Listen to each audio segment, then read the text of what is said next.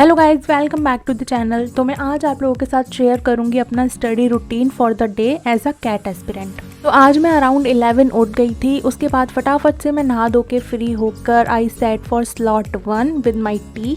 मैं डेली रात को अप्रॉक्स 4 बजे सोती हूँ, इसलिए मुझे सुबह उठते उठते 11 साढ़े 11 हो ही जाता है डेली।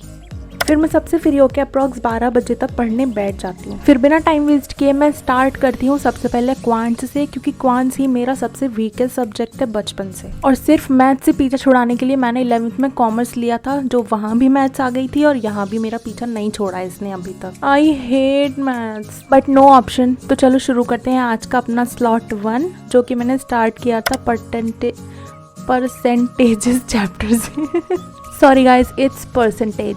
तो मैंने उसके काफ़ी सारे क्वेश्चंस सॉल्व किए, इजी टू डिफिकल्ट लेवल के। उसके काफ़ी सारे फॉर्मूलाज रिवाइज किए, एक सेक्शनल मॉक दिया, फिर उसे अच्छे से एनालाइज किया and I realise that I need to practise more. कोई बात नहीं, जब तक 90 to 100% एक्यूरेसी नहीं आएगी तब तक हम अच्छे से पढ़ेंगे और प्रैक्टिस करेंगे, बट गिव अप नहीं करेंगे। तो मैंने इसकी प्रैक्टिस ऑलमोस्ट 2 hours की। Then I had my lunch and 10 to 20 minutes बीच में ब्रेक लिया। थोड़ी सी फैमिली से बातें की और मेरी कज़न भी आई हुई थी हमारे घर पर, तो वो भी हम लोग सब साथ में बैठ के बातें कर रहे थे। फिर शाम के टाइम मैं और मेरी कज़न हम दोनों चाय लेके चले गए छत पे, और छत पे बहुत ज़्यादा अच्छा मौसम हो रहा था, तो हम दोनों वहाँ पे आराम से बैठ के पढ़ रहे थे। फिर हमने ऑलमोस्ट 2 hours पढ़ाई की।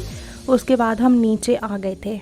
फिर नीचे आने के बाद हमने बनाया, मैंने बनाया my most favourite chocolava cake. You won't believe me but it really taste so good. अगर आपको इसकी रेसिपी चाहिए तो लेट मी नो। उसके बाद मैं फिर दोबारा पढ़ने बैठ गई स्लॉट 2 के लिए। जो मेरी वीडियो रह गई थी, जो टॉपिक रह गया था थोड़ा सा मेरा, मैंने उसी को कवर किया आगे। मेरा मेन टारगेट ये था कि मैं आज ही इसको एक ही दिन में पूरा कवर कर लूँ। ओके गाइस, अगर आप भी कैट की प्रिपरेशन कर रहे हो तो let me know about your sources, that what are you using in your preparation, और आपके लिए क्या स्ट्रेटजीज वर्क कर रही हैं। तो आप कमेंट सेक्शन में शेयर कर सकते हो, जिससे मुझे भी हेल्प होगी और भी काफ़ी सारे लोगों को इससे हेल्प मिलेगी। Why not we conquer it all together. I believe in experiences and strategies works better than any bookish language, so do share your experiences in the comment section below. और एक चीज़ that I would like to suggest that don't forget to maintain your formula book. It is really very important, क्योंकि जब आप end time पे जब उसको revise करोगे तो आप पूरा सिलेबस तो रिवाइज नहीं कर सकते, तो ऑब्वियसली आप वही सारी main points, tricks and formulas he revise करोगे।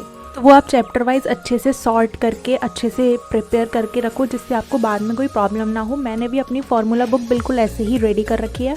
फिर से मैंने 2 घंटा पढ़ने के बाद I took a rest for 20 minutes, जिसमें मैंने यूट्यूब वीडियोस देखी थोड़ी सी। Then I again sat for DILR, और मैंने उसके 2-3 सेट्स सॉल्व किए related to Venn diagram and some pie chart. And guys, I really want to share something that few days back I gave my very first mock, and in DILR I got 100% accuracy and the whole set was wholly correct. But still I can rely only on that. I'm not on cloud9 थी, पर एक ही दिन थी उसी दिन, उसके बाद नहीं हुई।